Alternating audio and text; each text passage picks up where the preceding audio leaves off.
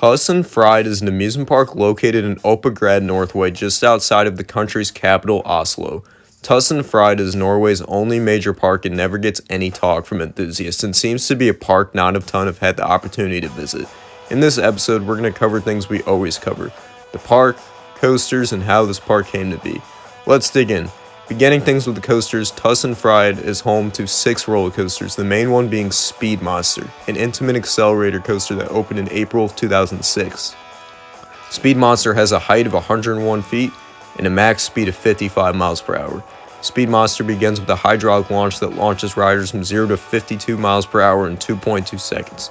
The coaster also features an uncommon inversion known as the Norwegian loop, a loop that is only found on 2 other coasters, those being Fahrenheit at Hershey Park and Helix at Leesburg.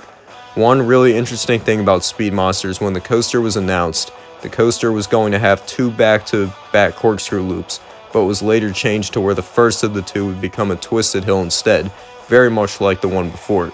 One thing I would like to point out is how the trains on Speed Monster have the Formula 1 car design versus the typical Intamin front train that is found on just about all the other Intamin accelerator coasters.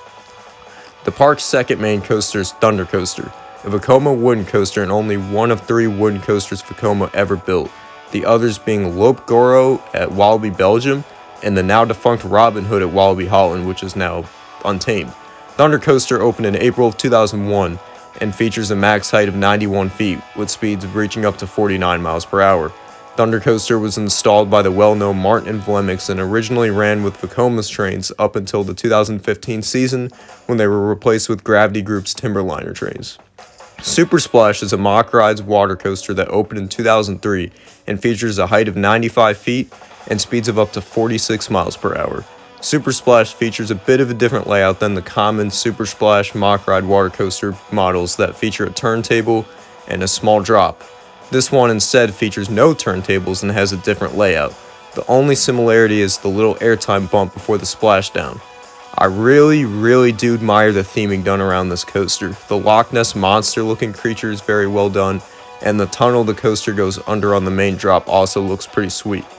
Lupin is a Vekoma MK1200 Tornado Lupin coaster and is the park's oldest roller coaster.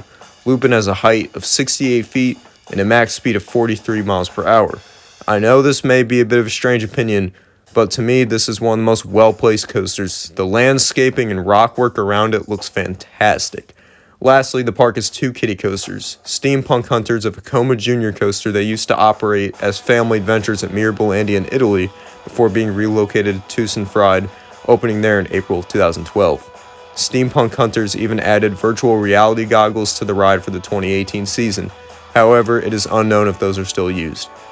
The park's second kiddie coaster is Dorvid Banen, a SBF kiddie coaster that opened in 1996.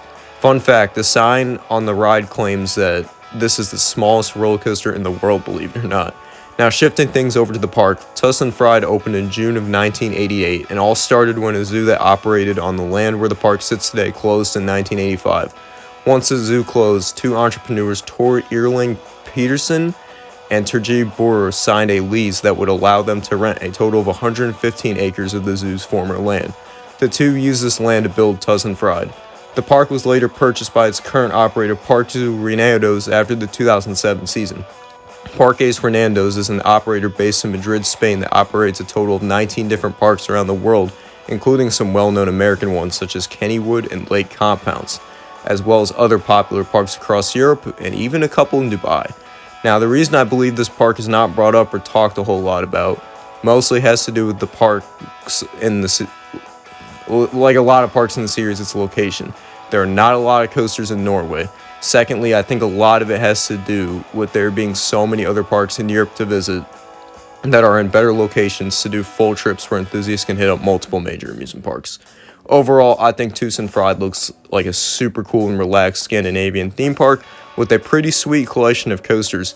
I wish the park was talked about more and given a little more appreciation. Well, that does it for this video of Forgotten and Forlorn Parks. I hope you guys enjoyed this, and I'll catch you guys later.